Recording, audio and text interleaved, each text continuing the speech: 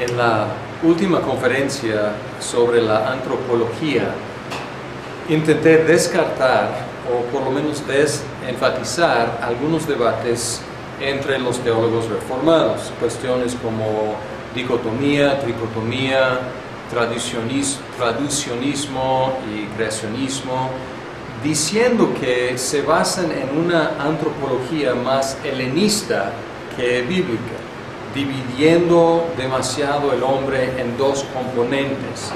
Hoy tocamos otro tema de la antropología que también ha causado controversia, y algunos de los puntos que hemos tocado en la última sesión o las últimas dos van a repetirse o van a verse otra vez hoy. Hay diferentes interpretaciones. El tema principal de esta primera hora es la cuestión de la imagen de Dios. ¿Qué es la imagen de Dios? Y lo que vamos a hacer es ver algunos textos de la Biblia y luego vamos a ver algunas propuestas y luego voy a dar lo que considero la mejor definición de lo que es imagen de Dios. Obviamente, regresando a la creación en Génesis 1:26, ahí se menciona y dice: y dijo, hagamos al ser humano a nuestra imagen y semejanza. Y luego versículo 27, y Dios creó al ser humano a su imagen, lo creó a imagen de Dios. Y luego en el capítulo 5, versículos 1 al 3, dice que esta es la lista de los descendientes de Adán. Cuando Dios creó al ser humano, lo hizo a semejanza de Dios mismo. Los creó hombre y mujer y los bendijo. El día que fueron creados, los llamó seres humanos. Cuando Adán llegó a la edad de 130 años, tuvo un hijo a su imagen y semejanza, y lo llamó Set. Y luego en el capítulo 9, otra vez en el versículo 6, dice: si alguien derrama la sangre de un ser humano, otro ser humano derramará la suya, porque al ser humano ha sido creado a imagen de Dios mismo. Y lo que quiero señalar aquí es que a veces dice que es hecho a la imagen de Dios, a veces dice que es hecho a la semejanza de Dios, a veces dice que es hecho a la imagen y semejanza de Dios. Y estas palabras son usadas intercambiablemente, entonces es por énfasis la repetición. No debemos buscar esta es la imagen y esta es la semejanza. Es repetitivo pues es un énfasis usando dos palabras diferentes. Y también podemos ver que imagen de Dios es una categoría que se aplica a Adán y a Eva, y luego dice que Adán y Eva tuvieron hijos a su imagen y semejanza. Y entonces es interesante, los hijos de Adán y Eva son imagen de Adán y Eva, que son imagen de Dios. Entonces los hijos también son imagen de Dios porque son imagen de Adán y Eva, que son imagen de Dios. Y en Génesis 9, aquí es en la recreación después del diluvio, se repite que el hombre es hecho a la imagen de Dios, y esto es después del pecado. Pues podemos ver que, a simple vista, que todavía después del primer pecado, el hombre y la mujer son imagen de Dios. Y en Santiago esto se confirma, porque en Santiago 3:9 hay un argumento fuerte aquí, que dice: con la lengua bendecimos a nuestro Señor y Padre, y con ella maldecimos a las personas creadas a imagen de Dios. Y otra vez tenemos esta frase mucho después del primer pecado, pero dice que los seres humanos hasta la fecha están hechos a la imagen de Dios. Y vamos a ver en Colosenses 1:15 que Cristo es la imagen de Dios por excelencia. Y dice aquí: Él es la imagen del Dios invisible, el primogénito de toda creación. Y luego Hebreos 1:3 dice lo mismo, básicamente.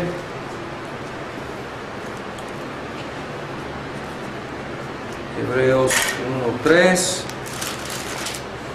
dice, el Hijo es el resplandor de la gloria de Dios, la fiel imagen de lo que Él es, y etc.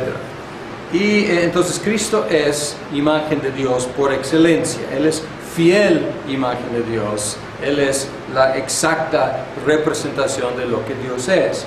Y por lo tanto, en Juan 14:9, cuando Tomás estaba un poco confundido con respecto al camino y diciendo que él no sabía cuál era el camino, y dicen que pues muéstranos al Padre, y con eso es suficiente. Y luego dice Jesús en el versículo 9 de capítulo 14 de Juan, dice, pero Felipe, tanto tiempo llevo ya entre ustedes y todavía no me conoces. El que me ha visto a mí, ha visto al Padre. ¿Cómo puedes decir, muéstranos al Padre?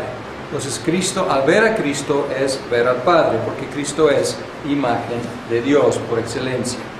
Ahora, unas propuestas sobre qué quiere decir esta frase, imagen de Dios. Y aquí tengo una lista de algunos de las sugerencias, las posturas de diferentes personas. Agustín, quien hizo una obra importante sobre la Trinidad, él enfatizaba tanto la Trinidad y él avanzó en el occidente la doctrina de la Trinidad, pero él tendía a encontrar la Trinidad o vestigios de la Trinidad en muchos diferentes lados.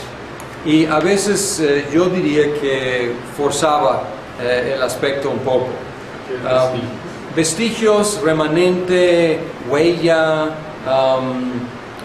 reflejo, algo así. Y él hablaba le encantaba trillizos, le encantaba cosas en tres, juegos de tres. Y él hablaba del hombre como el amante, el amado y el amante, el amando y el amado. Y él trataba de relacionar estos tres con Padre, Hijo y Espíritu Santo. Y luego él dijo, pues esto no funciona tan bien, y luego lo adaptó un poquito, y luego concluyó con tres aspectos: memoria, inteligencia y voluntad. Y de alguna forma él hizo una conexión con Padre, Hijo y Espíritu Santo. Como pueden apreciar, parece que está forzando al hombre, buscando tres aspectos que pueda relacionar.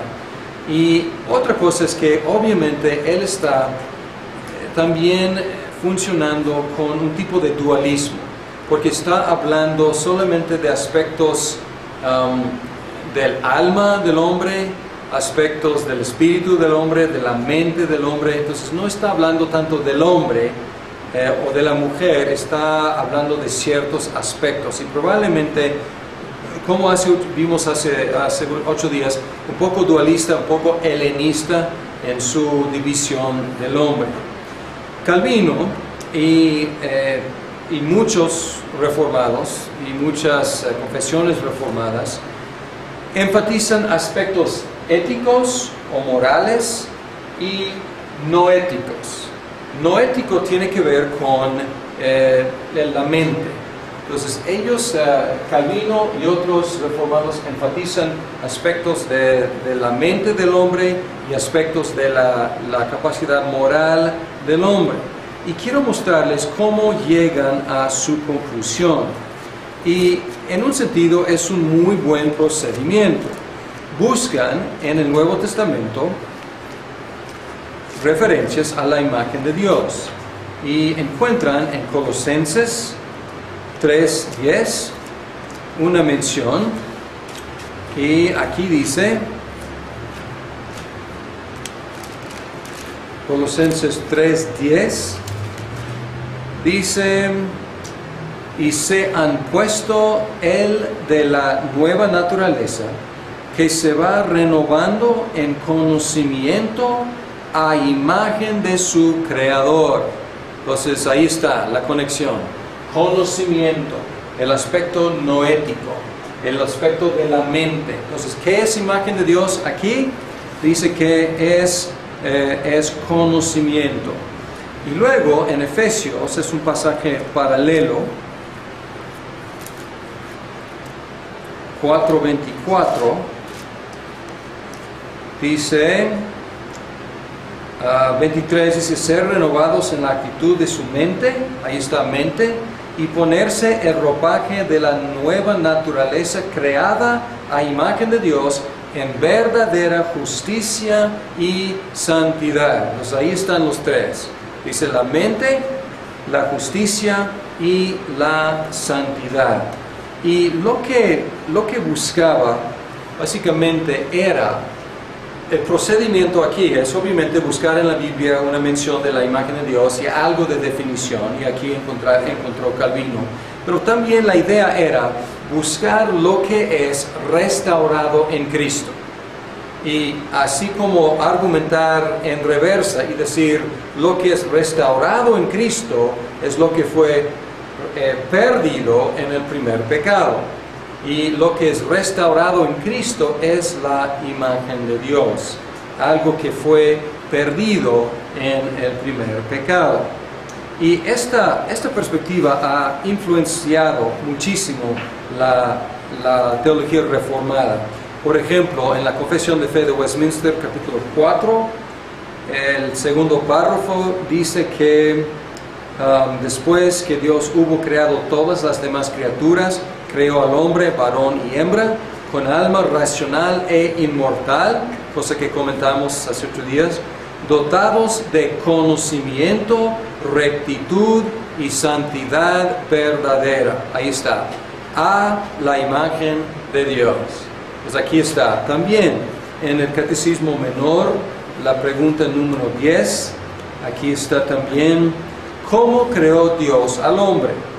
Respuesta: Dios creó al hombre, varón y hembra, a su propia imagen, con conocimiento, justicia y santidad, y con dominio sobre todas las criaturas. Entonces ahí menciona 3 y luego un cuarto aspecto. Los 3 de Calvino, conocimiento, justicia y santidad, y luego agrega dominio sobre todos los animales. El dominio es otros enfatizan, aquí está en Westminster, pero otros enfatizan, es la imagen de Dios. Y aquí es un argumento también bastante fuerte, porque en Génesis 1:26 y 27 dice que hagamos al ser humano a nuestra imagen, y luego creó al ser humano a su imagen, y luego dice en 28, sean fructíferos y multiplíquense, llenen la tierra y sométanla, dominen a los peces del mar y a las aves del cielo, etc. Pues aquí también están pegados estos dos conceptos, los creó a imagen de Dios y luego dominen. Pues algunos dicen, ahí está, esta conexión es muy fuerte entre dominio y lo que quiere decir imagen de Dios. También el Salmo 8 podemos usar para respaldar este aspecto. Salmo 8.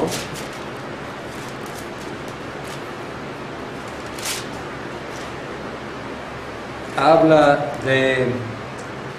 del hombre y dice, ¿qué es el hombre para que en él pienses? Es el versículo 4. ¿Qué es el ser humano para que lo tomes en cuenta? Y luego dice, pero pues lo hiciste poco menos que un Dios y lo coronaste de gloria y honra, lo entronizaste sobre la obra de tus manos, todo lo sometiste a su dominio. Pues ahí está otra vez. ¿Qué es? Pues es imagen de Dios y quiere decir que Él tiene dominio. Bien, otro aspecto, otra idea enfatizada por Karl Barth es que la imagen de Dios no se encuentra tanto en cada individuo, más bien se encuentra en la comunidad humana.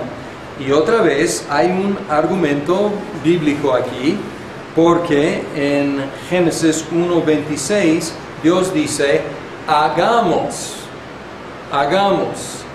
al hombre a nuestra imagen y semejanza. Plural. Dios está hablando consigo mismo, siendo un Dios plural, trinitario, y está diciendo, hagamos al ser humano a nuestra imagen. Y luego dice, Dios creó al ser humano a su imagen, lo creó a imagen de Dios, hombre y mujer los creó. Pues obviamente los creó en comunidad. Entonces, por lo tanto, Bart y otros dicen, ahí está la imagen de Dios, no tanto en ti, no tanto en mí, sino en nosotros, en nuestras relaciones. Dios es relacional, por lo tanto, nosotros también relacionales.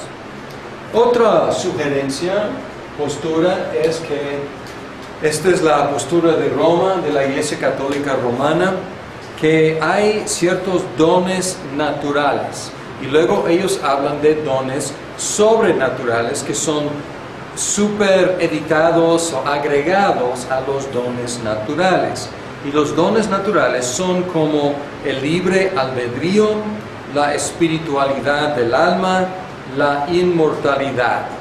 Y estas son cosas a las cuales Dios en su gracia agrega otros dones. Algunos, o puedo decir hasta muchos luteranos, con su énfasis, más o menos es como Calvino en su procedimiento, con su énfasis en lo que es restaurado en Cristo. Para un luterano, ¿cuál es lo principal que es restaurado en Cristo? Justicia, exacto. Justificación por gracia, por medio de la fe. Entonces, ¿qué fue imagen de Dios en el principio?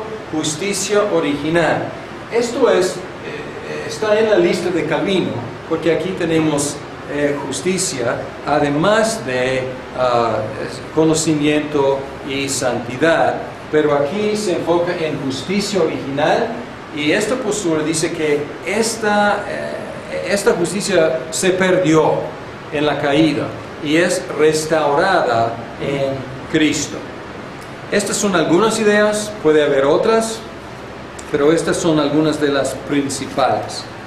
Ahora, algo de análisis aquí. Ya analicé un poquito lo de Agustín, criticando un poquito allá. Creo que de estas perspectivas puede ser la más especulativa, la más forzada de todas, pero vamos a comentar en general de estas perspectivas.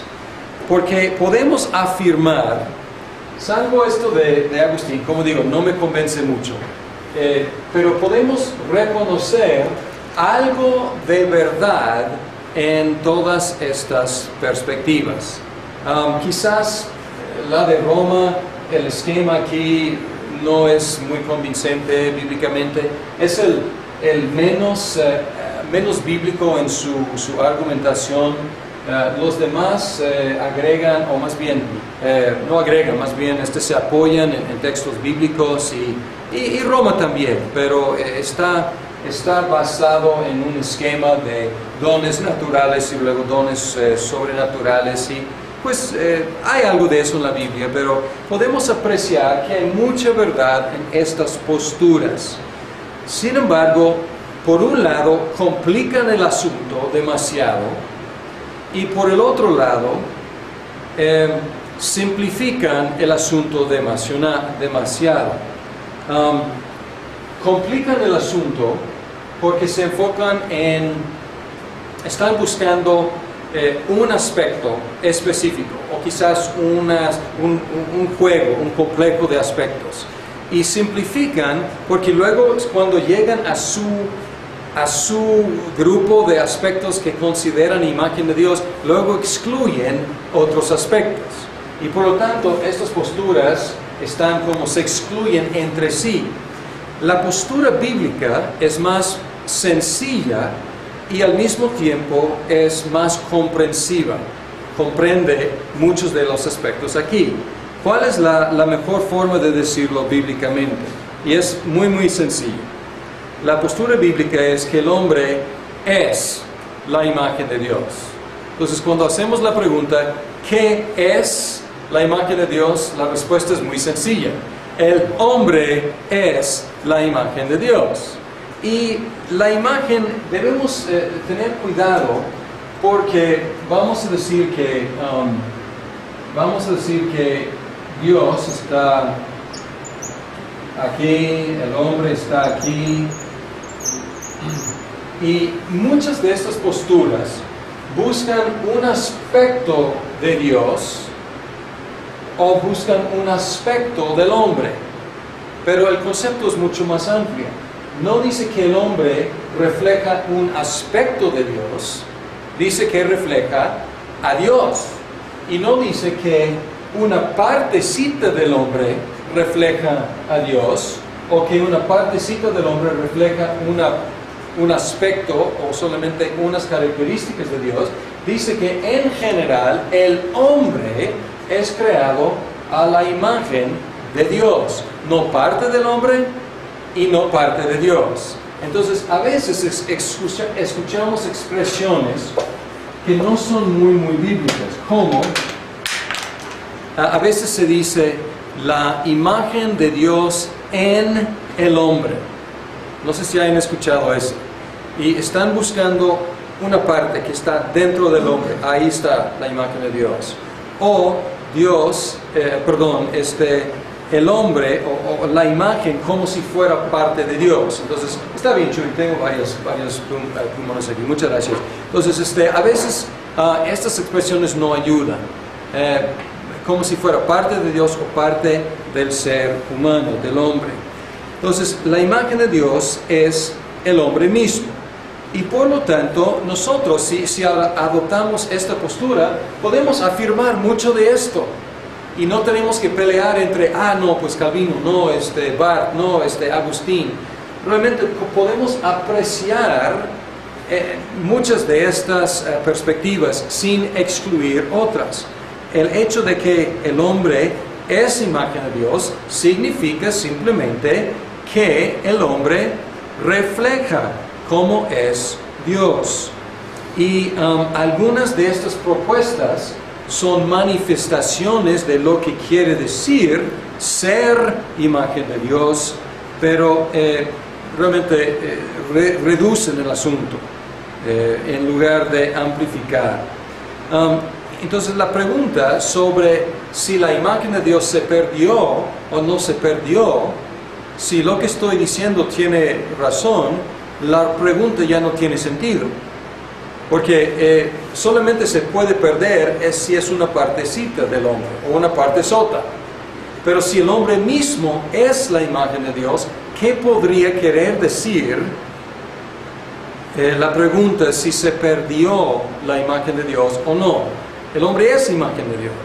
¿Cómo se puede perder imagen de Dios? Es lo que es, tanto antes de como después del primer pecado. Mejor dicho, el hombre caído es imagen de Dios, pero fracturada.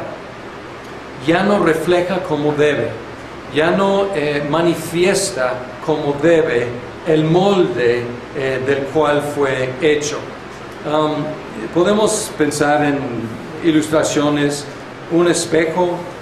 Han visto pues buenos espejos y malos espejos. Un buen espejo te da una imagen excelente de lo que está enfrente, y puedes tomar el mejor espejo, el más puro, el más pulido, y luego darle un martillazo y estrellar ese espejo. Ahora les pregunto, ¿qué es ese objeto? Es un espejo.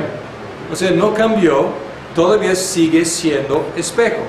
Y luego si les pregunto, ¿qué tan bien funciona ese espejo para la función para la cual fue creada?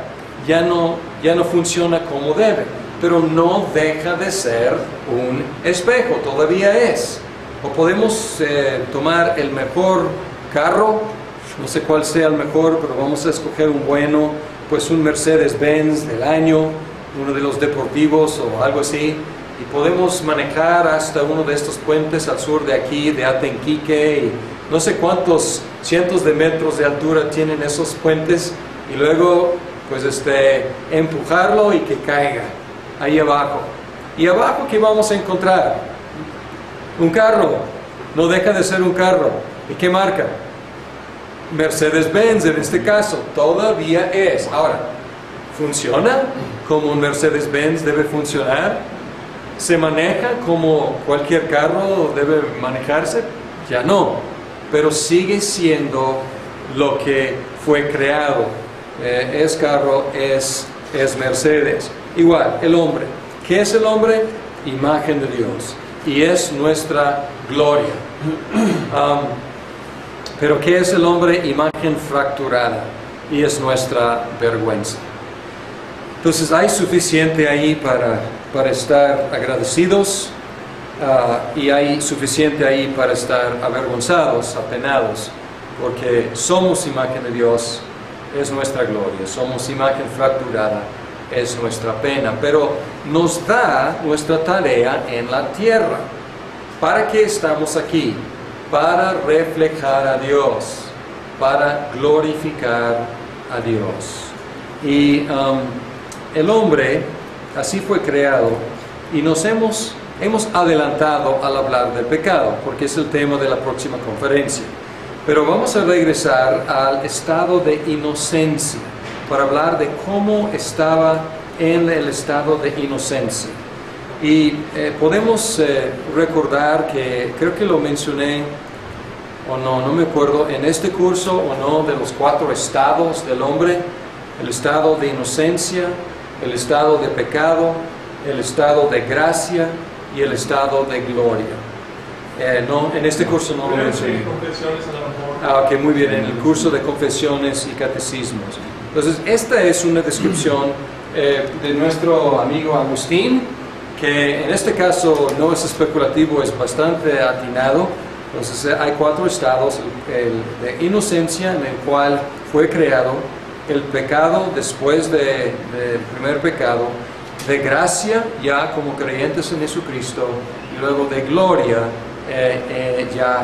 con Dios eternamente. Entonces vamos a ver el primer estado ahora, y luego en la segunda conferencia de hoy vamos a hablar del segundo estado del pecado. Ahora, el hombre en el estado de inocencia.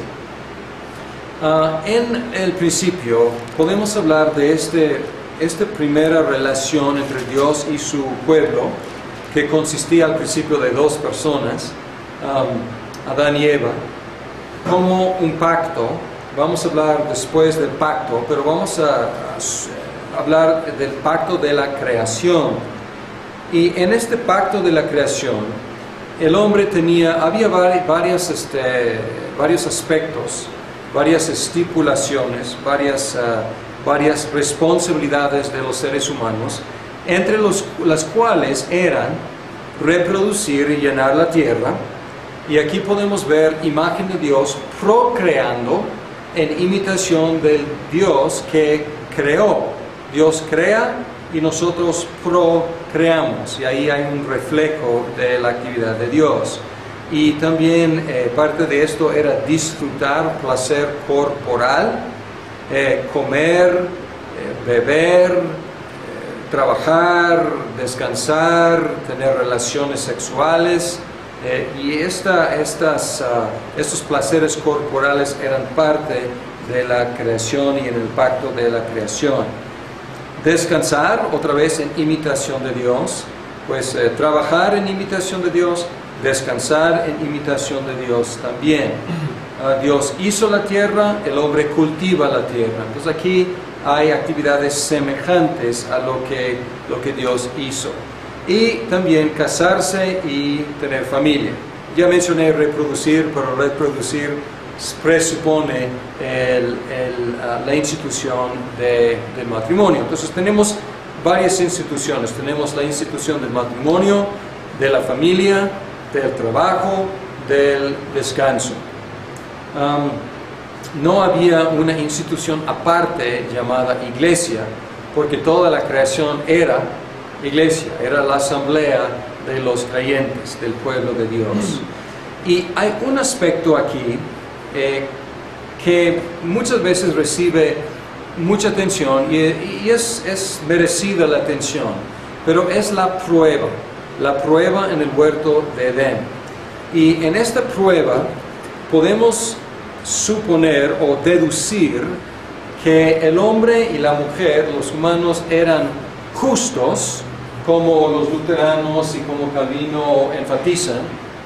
Ser imagen de Dios es ser justo en el principio. Eran justos, pero no eran inmutables. Eran propensos, no digo propensos, eran capaces de cambiar. Justos, pero mutables, cambiables potencialmente. Podrían dejar de ser justos.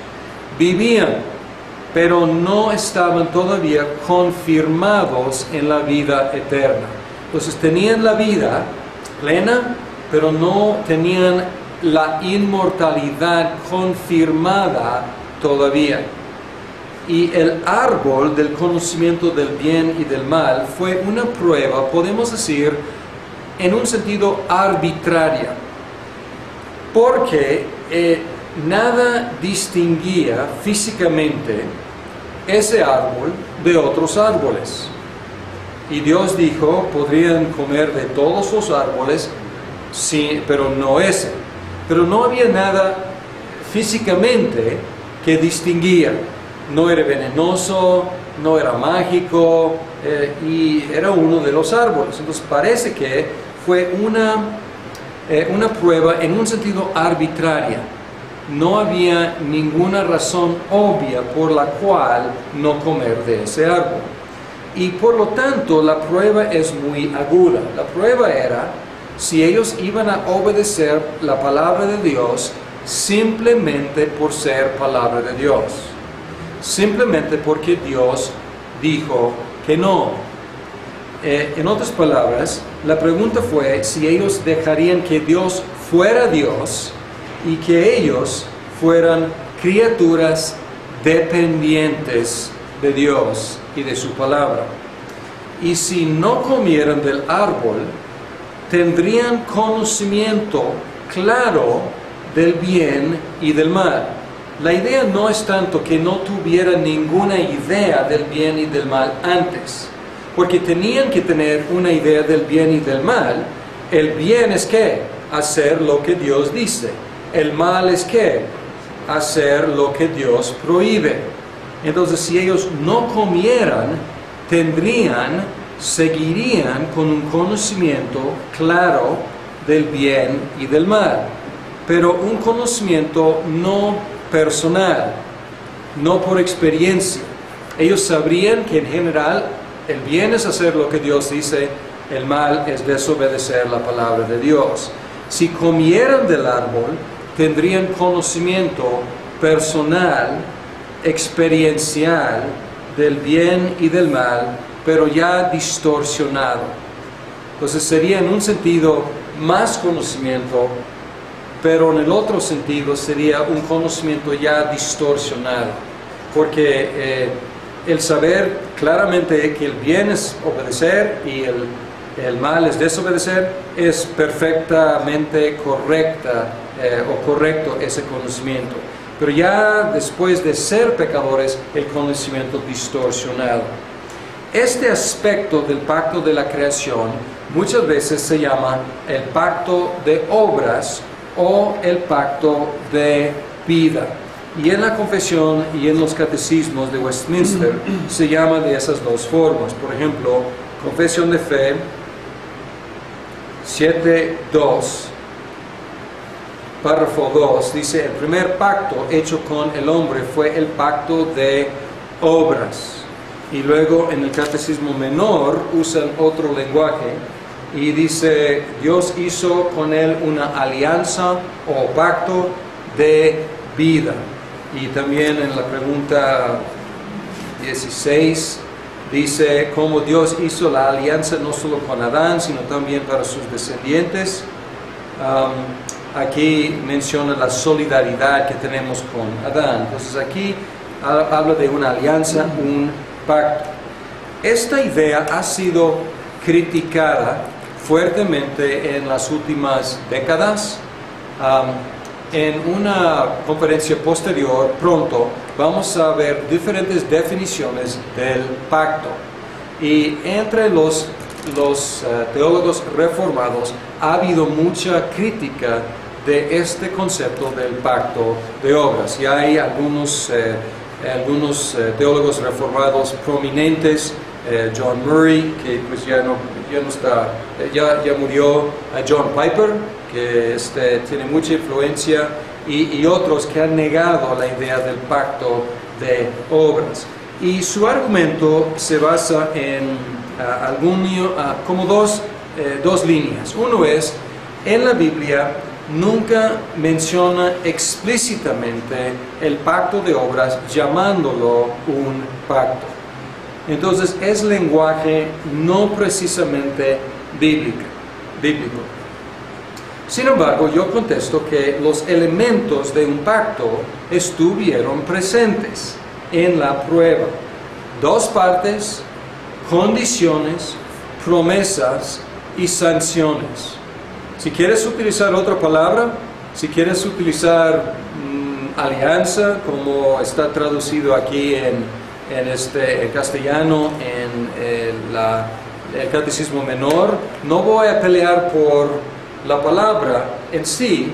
Si quieres hablar de un arreglo, si quieres hablar de una administración, no voy a pelear tanto, pero yo voy a insistir que los elementos de un pacto están claramente aquí.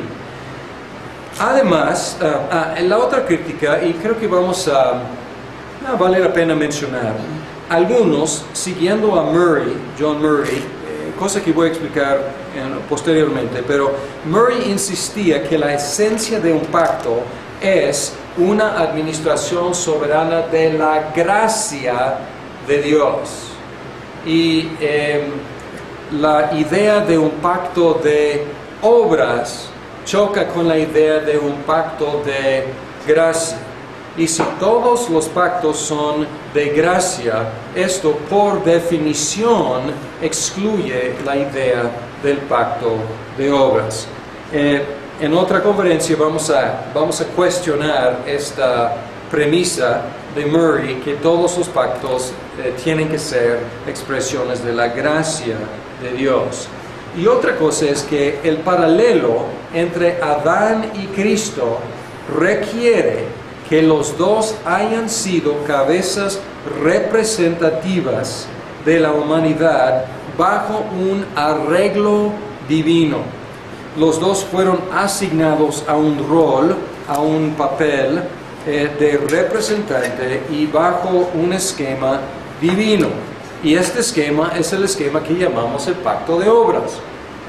Pero como digo, si quieren utilizar otro lenguaje está bien, pero hay que conservar la idea. Esta teología del pacto muchas veces se llama la teología federal.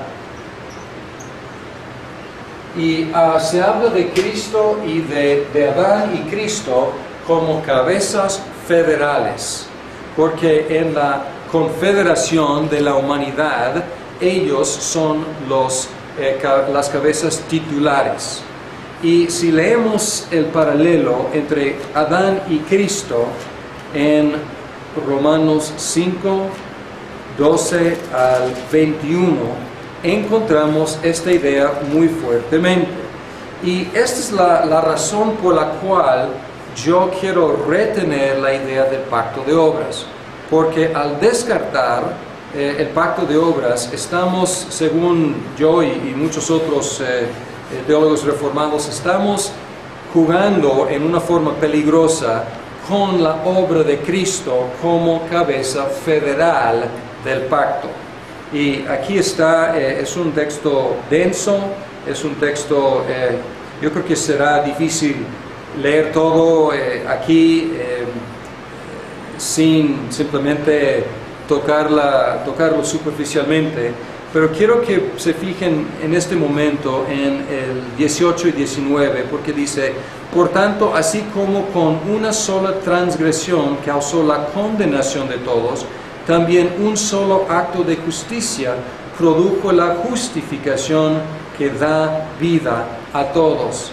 Porque así como por la desobediencia de uno solo muchos fueron constituidos pecadores, también por la obediencia de uno solo, muchos serán constituidos justos. Y aquí está hablando, de Romanos 5, 18 y 19. Entonces, aquí no está hablando de la gracia. En un sentido sí, la gracia nos llega a nosotros, pero ¿cómo nos llega la gracia a nosotros? Por la obediencia de Cristo. Y está poniendo aquí claramente a Adán y a Cristo en un papel semejante. Y lo que determina el resultado de la prueba en los dos casos son sus obras. Por lo tanto, yo creo que es correcto, es una caracterización, es una descripción correcta hablar de un pacto de obras, porque el resultado se determina por la obra de Adán y la obra de Cristo. Y regresando al arreglo con Adán, la promesa explícita fue negativa. Fue, si comes, vas a morir. La implicación o la promesa implícita, la parte positiva, fue si no comes, puede ser confirmado en la vida eterna. Por eso se llama pacto de obras y también se llama pacto de vida, porque el premio implícito es la vida eterna, la inmortalidad. Y aquí se describe en el párrafo que empecé a leer en el capítulo 7 de Westminster, párrafo 2, el primer pacto hecho con el hombre fue un pacto de obras, en el que se prometía la vida a Adán y en a su posteridad, bajo la condición de una obediencia personal perfecta. Y también el resumen en el Catecismo Menor, en la pregunta 12, después de crear al hombre, Dios hizo con él una alianza de vida bajo condición de perfecta obediencia, prohibiéndole comer del árbol del conocimiento del bien y del mal, bajo pena de muerte. Pues este es el esquema del pacto de obras. Y según Romanos 5, el mismo principio de representación funcionó tanto para nuestra condenación como para nuestra salvación. Y bajo este esquema podemos concebir de la obra de Cristo como el segundo Adán, el Adán que sí obedeció, el que realmente ganó por sus propios méritos, por su propia obediencia.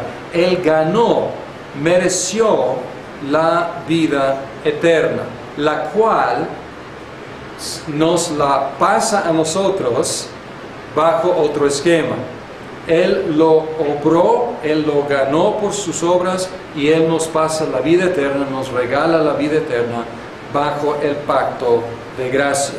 Pero el pacto de gracia, que vamos a estudiar después, el pacto de gracia depende del cumplimiento exitoso de un hombre del pacto de obras. Y esto es precisamente lo que Cristo hizo. Somos salvos por gracia, precisamente porque somos salvos por la obra de obediencia de Cristo.